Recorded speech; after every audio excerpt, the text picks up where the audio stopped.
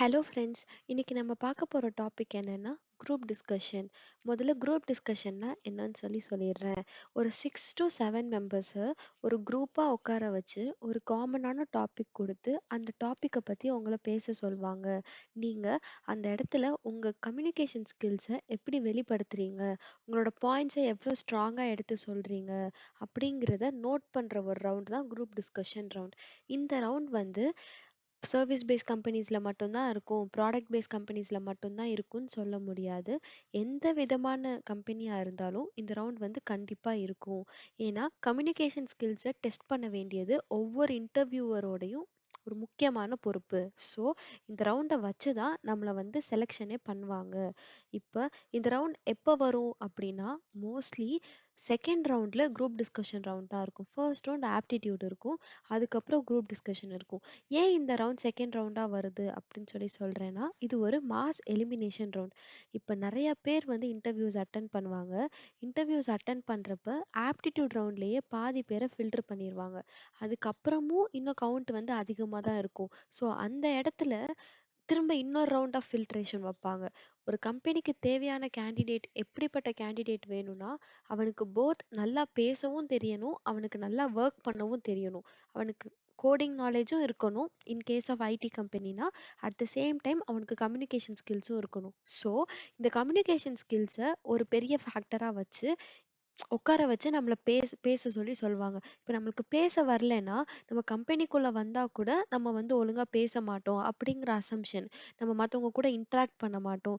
Interact பண்ணா மட்டும்தானே நம்மளோட டவுட்ஸை கேட்டு நம்மளுக்கு தேவையான டேட்டாவை நம்ம வந்து மற்றவங்க கிட்ட இருந்து ஆப்டெயின் பண்ணி நம்மளால ஒர்க் பண்ண முடியும்.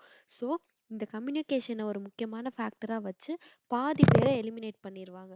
இப்போ ஒரு 500 மெம்பர்ஸ் வந்து குரூப் டிஸ்கஷன் டவுன் அட்டன் பண்ணுறாங்க அப்படின்னா, அதில் வந்து 200 மெம்பர்ஸை மட்டும் செலக்ட் பண்ணுறதுக்கு கூட பாசிபிலிட்டிஸ் இருக்குது.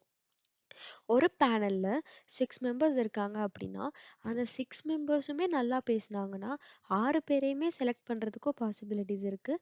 இல்லை யாருமே நல்லா பேசல அப்படின்னா அதில் யாரையுமே செலக்ட் பண்ணாமல் விடுறதுக்கும் பாசிபிலிட்டிஸ் இருக்குது. ஸோ நீங்கள் வந்து ரொம்ப நிறையா பேசணும், ரொம்ப டெக்னிக்கல் டேர்ம்ஸ் வச்சு பேசணும் அப்படிங்கிற நெசசிட்டியே இங்கே கிடையாது. நீங்கள் வந்துட்டு ஷார்ட்டாக பேசினாலும் சரி, அதை வந்து கண்டென்ட்டை கிளியராக நீங்கள் கன்வே பண்ணிட்டீங்கன்னா போதும். நார்மலான இங்கிலீஷ்க்கு அதிலே வந்துட்டு உங்களோட டேட்டாவை கன்வே பண்ணால் கூட போதும் அப்படின்னு சொல்கிறேன். சிம்பிளான இங்கிலீஷில் ஷார்ட்டாக பேசிட்டு அது ஸ்டாட்டிஸ்டிக்ஸ் பற்றி சொல்கிறீங்க அப்படின்னா கரெக்டான டெர்மினாலஜிஸ் யூஸ் பண்ணிவிட்டு அந்த டேட்டாவை க்ளீனாக கொடுத்துட்டு அதுக்கப்புறம் நீங்கள் சைலண்ட் ஆகிக்கலாம். ரொம்ப நேரம் பேசினாதான் நம்ம வந்து குரூப் டிஸ்கஷன் ரவுண்டில் செலக்ட் ஆகும் அப்படிங்கிற ஒரு கேட்டகரியோ இல்லை க்ரைட்டீரியாவோ இங்கே கிடையவே கிடையாது. இன்னொரு முக்கியமான விஷயம் என்னென்னா, நீங்கள் வந்து ஒரு குட் லிசனராக இருக்கணும். இப்போ உங்களுக்கு பக்கத்தில் இருக்க கேண்டிடேட் வந்து ஏதாச்சும் ஒரு டாப்பிக்கில் பேசிகிட்டு இருப்பாங்க. அவங்க பேசுகிற கண்டென்ட்டை நீங்கள் தெளிவாக கேட்டால் மட்டும்தான் அடுத்து நீங்கள் என்ன பேச போகிறீங்கிற பாயிண்ட்டை ரீஃப்ரேஸ் பண்ணிவிட்டு உங்களால் பேச முடியும். அவங்க சொல்கிற அதே பாயிண்ட்டை திரும்ப நம்ம ரிப்பீட் பண்ணவே கூடாது. அப்போ அந்த இன்டர்வியூவர் என்ன நினச்சிப்பாங்கன்னா, இந்த பையன் வந்துட்டு இல்லை இந்த பொண்ணு வந்துட்டு இந்த இடத்துல ஆக்டிவாகவே இல்லை, அவன் வந்துட்டு பயத்தில் வேற ஏதோ யோசிச்சுக்கிட்டு இருக்கான் அப்படிங்கிற மாதிரி நம்ம வந்து ப்ரூவ் பண்ணிடவே கூடாது. மற்றவங்க பேசுகிற கண்டென்ட்டை தெளிவாக கவனிச்சுட்டு ஒன்று அதுக்கு பதில் சொல்கிற மாதிரியோ, இல்லை அவங்க சொல்கிறது வந்துட்டு கரெக்டாக இருந்தால் அதுக்கு வந்து அக்செப்ட் பண்ணிக்கிற மாதிரியோ, இல்லை தப்பாக இருந்தால் அதுக்கு எதிர்த்து வேற பாயிண்ட் வைக்கிற மாதிரியோ தெளிவாக வந்து நம்ம கன்வே பண்ணணும். ஸோ நம்ம பேசுகிற விதத்தை பொறுத்து இருக்கு, அதுக்கப்புறம் நம்ம மற்றவங்க பேசுகிறத பொறுமையாக கேட்குறத பொறுத்தும் இருக்குது. ஒரு குரூப் டிஸ்கஷன் நடந்துட்டு இருக்கப்ப உங்களுக்கு வந்து அவங்க எல்லாருமே பேசிட்டு இருக்காங்க, உங்களுக்கு என்ன பேசுறதே தெரியலை, அவங்க என்னென்னமோ பேசுகிறாங்க, அவங்களுக்கு அந்த டாப்பிக்கே புரியலை, உங்களுக்கு அந்த டாபிக் புரியலை, அதனால் உங்களுக்கு என்ன பாயிண்ட் சொல்கிறதுன்னு தெரியலை, இல்லை நீங்கள் சொல்லலாம்னு நினச்சிருந்த பாயிண்ட்டை வந்து மற்றவங்க பேசிட்டாங்க அப்படின்னா நீங்கள் அதுக்கு பயப்பட வேண்டிய அவசியமே இல்லை. எல்லாரும் பேசுகிற பாயிண்ட்ஸை நீங்கள் தெளிவாக கவனிச்சுட்டு ஒரு ஒரு அட் அ பர்டிகுலர் டைம் அந்த குரூப் டிஸ்கஷன் எண்ட் ஆகுற போகிறப்ப எல்லாரும் அவங்களோட பாயிண்ட்ஸை சொல்லி முடிச்சிருவாங்க. அப்போ நீங்கள் அவங்க எல்லாரும் சொன்ன பாயிண்ட்ஸை திரும்ப ரீஃப்ரேஸ் பண்ணி ஒரு கன்க்ளூஷனாக கூட கொடுக்கலாம். இது வந்து ஒரு அட்வான்டேஜ் தான். நம்ம என்னடா கடைசியில் பேசிட்டோம், நம்மளை செலக்ட் பண்ணுவாங்களா அப்படிங்கிறதுலாம் நீங்கள் யோசிக்கவே வேணாம். நம்ம எப்போ பேசுகிறோங்கிறது முக்கியம் இல்லை, நீங்கள் பேசுகிற விஷயத்த எப்படி பேசுகிறீங்கங்கிறத மட்டும்தான் இங்கே பார்ப்பாங்க. சில குரூப் டிஸ்கஷன்ஸ்ல என்ன நடக்கும்னா, டிபேட் மாரி நடக்கும். 3 பேர் வந்து அப்போஸ் பண்ணி பேசுவாங்க. 3 பேர் வந்து அத சப்போர்ட் பண்ணி பேசுவாங்க. அப்படியே அடிச்சுக்கிட்டு இருப்பாங்க. அவங்கவங்க பாயிண்ட்ஸ். இல்ல நீங்க சொல்றது சரி, நீங்க சொல்றது தப்பு.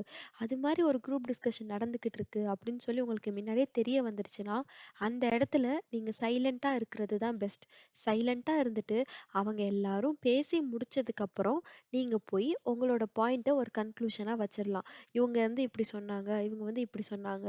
இது 2ல இருந்தும் எது உங்களுக்கு பெஸ்ட்டுன்னு தோணுதோ, அந்த பெஸ்ட்டான பாயிண்ட்ட நீங்க மத்தவங்க சொன்ன பாயிண்ட்ஸ் எல்லாத்தையும் இன்க்ளூட் பண்ணி உங்களோட கன்க்ளூஷன நீங்க எடுத்து சொன்னா கூட பரவால்ல. இந்த கேண்டிடேட் வந்து ஒரு சொல்யூஷன் குடுக்குறதுக்கு ட்ரை பண்றாங்க. எல்லாத்தையுமே அனலைஸ் பண்ணி அப்படின்னு சொல்லிட்டு உங்க மேல ஒரு குட் இம்ப்ரஷன் அந்த இன்டர்வியூவருக்கு வரும். ஸோ நீங்க அப்படி பேசினா கூட நீங்க செலக்ட் ஆகுறதுக்கு நெறைய இனிஷியேஷன்.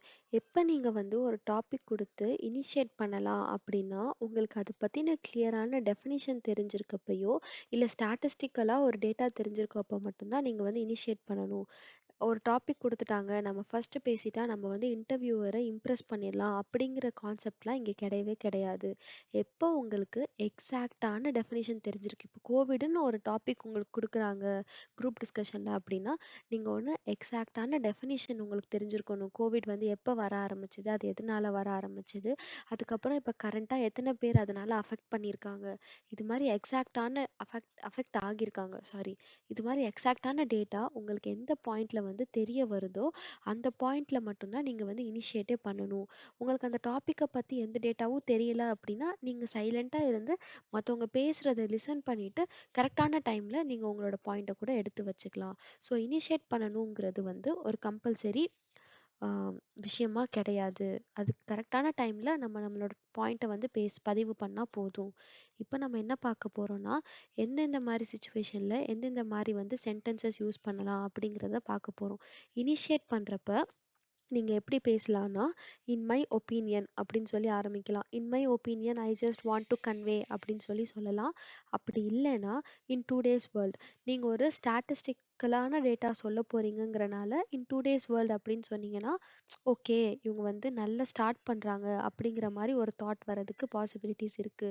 அடுத்து வந்து உங்க பக்கத்துல இருக்க கேண்டிடேட் ஏதோ ஒரு பாயிண்ட் சொல்லி, அவங்க சொல்ற பாயிண்ட்டுக்கு நீங்க வந்து அக்செப்ட் பண்ற மாரி ஏதோ பேச போறீங்க. அது உங்களுக்கும் சரின்னு படுது அப்படின்னா, "ஐ அக்ரி வித் மை ஃப்ரெண்ட்" அப்படின்னு சொல்லி ஆரம்பிக்கலாம். இதெல்லாம் வந்துட்டு இந்த ஃப்ரேசஸ்லாம் எப்ப யூஸ் பண்ணணும் அப்படின்னா, ஒருத்தவங்க பேசி முடிச்சதுக்கப்புறம், நீங்க உங்களோட பாயிண்ட் எடுத்து வைக்கிறப்ப, "மை ஒப்பீனியன் இஸ்" அப்படின்னு சொல்லி சொல்லாம, அவங்க சொல்ற ஒப்பீனியனுக்கு நீங்க வந்து சப்போர்ட் பண்றீங்க அப்படின்னா, இது மாரி ஃப்ரேசஸ்லாம் யூஸ் பண்ணலாம். "I agree with my friend", "I do feel the same" இப்படிலாம் நீங்க சொல்றப்ப, ஓகே இந்த பையன் வந்து பேசுற விதம் வந்துட்டு நல்லா இருக்கு. அவன் ஒரு கான்வர்சேஷன ஸ்டார்ட் பண்றது வந்து நல்லா இருக்கு அப்படின்னு சொல்லிட்டு இன்டர்வியூவருக்கு தெரியும். You can also say you are completely right அப்படின்னு சொல்லிட்டு கூட நீங்க வந்து உங்களோட பாயிண்ட்டை எடுத்து வைக்கலாம். இதெல்லாம் வந்து அக்ரி பண்றப்ப.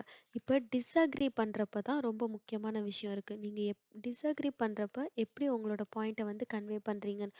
ஒருத்தவங்க பேசி முடிச்சுட்டாங்க. அவங்களோட பாயிண்ட் வந்து நீங்க சொல்லப் போற பாயிண்ட்டுக்கு அப்போசிங்கா இருக்கு அப்படின்னா, அந்த இடத்துல ஆர்க்யூ பண்ற மாரி நம்ம பேசவே கூடாது. பொலைட்டா தான் டிஸ்அக்ரி பண்ணணும். ஸோ நீங்க ரொம்ப அக்ரெசிவா இல்லாம, ரொம்ப பொறுமையா, ஆனா எனர்ஜெட்டிக்கா உங்களோட எமோஷன்ஸ் எல்லாம் கண்ட்ரோல் பண்ணிக்கணும். கண்ட்ரோல் பண்ணிட்டு நீங்க சொல்லப் போற பாயிண்ட்ட மட்டும் எனர்ஜெட்டிக்கா சொல்லணும். அதாவது மத்தவங்கள வந்து அஃபெண்ட் பண்றோம் அப்படிங்கிறது வந்து இங்க கன்வே ஆகவே கூடாது. ஸோ, இப்ப நீங்க அப்போஸ் பண்றப்ப, நீங்க எப்படி சொல்லலாம்னா, "ஐ அப்போஸ் யுவர் பாயிண்ட் ஆஃப் வியூ" அப்படின்னு சொல்லலாம். இப்படியே ஆரம்பிக்கலாம். "ஐ அப்போஸ் யுவர் பாயிண்ட் ஆஃப் வியூ". அப்படி இல்லைன்னா, "ஐ திங்க் டிஃபரண்ட்லி". அவங்களோட பாயிண்ட்டும், உங்களோட பாயிண்ட்டுக்கும் வந்து டிஃபரன்ஸ் இருக்கிறதுக்கு பாசிபிலிட்டிஸ் இருக்குல்ல. ஏன்னா நம்ம எல்லாருமே ஒரே மாரி யோசிக்க மாட்டோம். ஸோ, ஐ திங்க் டிஃபரண்ட்லி அப்படின்னு சொல்லலாம். இல்லைன்னா, I am afraid that you are not right அப்படின்னு சொல்லலாம். எனக்கு வந்து பயமா இருக்கு. நீங்க பயம்ங்கிறது வந்து இங்க டைரக்ட் மீனிங் வராது. ஐ am afraid that's not right அப்படின்னு சொல்றப்ப என்ன அர்த்தம்னா, நீங்க சொல்றது வந்து தப்பு. அது எனக்கு தெரியும். ஆனா அது தப்பா இருந்துறக்கூடாது அப்படின்னு சொல்லி நான் யோசிக்கிறேன். அப்படின்னு சொல்லி நீங்க வந்து ஸ்டார்ட் பண்ணலாம். இதெல்லாம் வந்து டிஸ்அக்ரி பண்றப்ப நீங்க வந்து ஸ்டார்ட் பண்ண வேண்டிய காமனான சென்டென்சஸ். இதை யூஸ் பண்ணிட்டு அதுக்கப்புறம் உங்களோட பாயிண்ட்டை வந்து நீங்க சொல்லிக்கலாம். இதே ஒருத்தவங்க பேசிட்டு இருக்காங்க, சில சுச்சுவேஷன்ஸ்ல வந்து நீங்க இன்டரப்ட் பண்ற மாதிரி வாய்ப்புகள் வரலாம். அப்ப இன்டரப்ட் பண்றப்ப நீங்க வந்து எப்படி சொல்லலாம்னா, sorry, I wish to interrupt you அப்படின்னே சொல்லிட்டு ஸ்டார்ட் பண்ணலாம். ஒருத்தவங்க பேசிக்கிட்டு இருக்கப்ப அவங்க ரொம்ப லென்த்தியா போய்கிட்டு இருக்காங்க, இல்ல வந்துட்டு அவங்க பேசுற பாயிண்ட் வந்து இந்த டாபிக்கு ரிலவெண்ட்டாவே இல்லை அப்படின்னு சொல்லி நீங்க நினைச்சீங்கன்னா, இது மாதிரி நீங்க ஸ்டார்ட் பண்ணலாம். Sorry, I wish to interrupt you நீங்க சொல்றப்ப இது ரொம்ப பொலைட்டாவும் இருக்கும். அதாவது ரொம்ப அரகன்ஸும் வந்து இங்க காமிக்காது. இதே சில பேர் சொல்லியிருக்க பாயிண்ட் வந்து பார்ஷியலி நீங்க அக்ரி பண்ற மாதிரி இருக்கும். கம்ப்ளீட்டா அக்ரி பண்ண முடியாது. ஆனா ஒரு கட்டம் வரைக்கும் ஓகே, இவங்க சொல்றது வந்து ஓகே தானே இருக்கு அப்படின்னு நீங்க நினைக்கிறப்ப, I think I can agree with your point partially அப்படின்னு சொல்லி சொல்லலாம். இல்லைனா I agree with you to up to some extent அப்படின்னு சொல்லி சொல்லலாம். சம் எக்ஸ்டென்ட்னா என்ன? ஒரு பர்டிகுலர் எக்ஸ்டென்ட் வரைக்கும் நான் உங்க பாயிண்ட்டை வந்து அக்ரி பண்ணிக்கிறேன் அப்படின்னு சொல்லி சொல்றோம். கம்ப்ளீட்டா அக்ரி பண்றேன்னு கிடையாது. நீங்க சொன்ன விஷயங்கள்ல சில விஷயங்கள் வந்து சரியா இருக்கு, சில விஷயங்கள் வந்து தப்பா இருக்கு. இன்னொரு விதமா எப்படி சொல்லலாம்னா, யூ ஆர் ரைட், நீங்க சொல்றது correct, however and so on. அப்படின்னா ஹவெவர் சொன்னதுக்கு அப்புறம் உங்களோட பாயிண்ட்டை நீங்க எடுத்து வைக்கலாம். நீங்க சொல்றது சரிதான், ஆனா அது மட்டும் இல்லாம இப்படியும் இருக்கு. இதுக்கு நீங்க சொல்றது சரிதாங்கிறதுலே அது பார்ஷியல் அக்ரிமெண்ட் ஆயிடுச்சு. அக்ரி பண்ணிட்டோம். அப்படி அப்படி அக்ரி பண்ணா கூட என்னோட தாட் இதுதான் அப்படின்னு சொல்லிட்டு உங்களோட பாயிண்ட்டை வந்து நீங்க சொல்ல வரீங்க. இதே சில வாட்டி வந்து ஒருத்தவங்க சொன்ன பாயிண்ட்ஸுக்கு வந்து நீங்க அடிஷ்னலா சில பாயிண்ட்ஸ் சொல்லணும்னு நினைக்கிறீங்க. அது அக்ரியும் பண்ணல, டிஸ்அக்ரியும் பண்ணல. அவங்க பாயிண்ட்ஸுக்கு அடிஷ்னலா நீங்க சில பாயிண்ட்ஸ் சொல்லணும்னு சொல்றப்ப, இன் அடிஷன் டு தட், இதெல்லாம் வந்து நம்ம காமனா ஒரு எஸ்ஸே எழுதுறப்ப யூஸ் பண்ற டெர்மினாலஜிஸ் தான். ஸோ இந்த டெர்மினாலஜிஸ் யூஸ் பண்ணிக்கலாம். இன் அடிஷன் டு தட் அப்படின்னு சொல்றீங்கன்னா, அவங்க சொன்ன பாயிண்டோட நீங்க இன்னொரு பாயிண்ட் வந்து ஆட் பண்றீங்க. You are correct and I would wish to add அப்படின்னு சொல்லி சொல்லலாம். நீங்க வந்து கரெக்ட், அதோட சேர்த்து நான் இதையும் வந்து ஆட் பண்ண விருப்பப்படுறேன் அப்படின்னு சொல்லி சொல்றீங்க. இதெல்லாம் வந்து சில முக்கியமான பாயிண்ட்ஸ். நீங்க எந்தெந்த சினாரியோஸ்ல எப்படி எப்படி வந்து ஸ்டார்ட் பண்றீங்கங்கிறதுக்கு. இந்த ஃப்ரேசஸை வச்சு நீங்க ஸ்டார்ட் பண்ணீங்க அப்படின்னா எந்த பிரச்சனையுமே வராது. ஸோ இப்படி தான் நீங்க வந்து உங்களோட பாயிண்ட்ஸை வந்து குரூப் டிஸ்கஷன் ரவுண்ட்ல கன்வே பண்ணணும். ரொம்ப அரகண்டா பேசக்கூடாது. ஒருத்தவங்களை டிஃபெண்ட் பண்றப்ப ஒருத்தவங்க சொல்ற பாயிண்ட் உங்களுக்கு அக்செப்டபிளா இல்லை அப்படின்னா அதை வந்து பொலைட்டா மட்டும்தான் கன்வே பண்ணணும். அதுதான் இங்க ரொம்ப முக்கியமான விஷயம். அதுக்கப்புறம் ஒரு ஆக்டிவான லிசனராக இருக்கணும். மற்றவங்க சொல்கிற பாயிண்ட்ஸை வந்து நீங்கள் வந்து ஆக்டிவாக கேட்டால் மட்டும்தான் உங்களால் வந்துட்டு அடுத்த பாயிண்ட்டை வந்து எடுத்து வைக்க முடியும். நீங்கள் அவங்க சொல்கிறத வந்து சரியாக கவனிக்காமல் இருந்தீங்க அப்படின்னா உங்களால் உங்களோட வியூஸை வந்து அங்கே என்ஃபோர்ஸ் பண்ணவே முடியாது. ஸோ இந்த 2 பாயிண்ட்ஸையும் நீங்கள் கன்சிடர் பண்ணிக்கிட்டு அதுக்கப்புறம் நான் சொன்ன ஃப்ரேசஸ்லாம் வந்து நீங்கள் திரும்ப திரும்ப சென்டென்ஸ் ஃபார்ம் பண்ணி யூஸ் பண்ணிக்கிட்டீங்க அப்படின்னா குரூப் டிஸ்கஷன் ரவுண்டில் வந்து ஈஸியாக கிராக் பண்ணிடலாம். நான் உங்களுக்கு கொடுத்த கண்டென்ட் வந்து ஹெல்ப்ஃபுல்லாக இருக்கும்னு நினைக்கிறேன். சேனலை சப்ஸ்கிரைப் பண்ணிக்கோங்க. அப்போ தான் அடுத்தடுத்து வர வீடியோஸ்லாம் வந்து உங்களால் பார்க்க முடியும். உங்களுக்கு இது மாதிரி வீடியோஸ் வந்து ஹெல்ப்ஃபுல்லாக இருந்தது, அது இல்லாமல் ஏதாச்சும் ஸ்பெசிஃபிக்கான கண்டென்ட்டில் நான் வீடியோ பண்ணணும்னு நினச்சிங்கன்னா கண்டிப்பாக கமெண்ட் செஷனில் அந்த டாப்பிக்கை போடுங்க. அந்த டாபிக்ஸ்லாம் எடுத்து நான் வீடியோ பண்ணுறேன். தேங்க்யூ.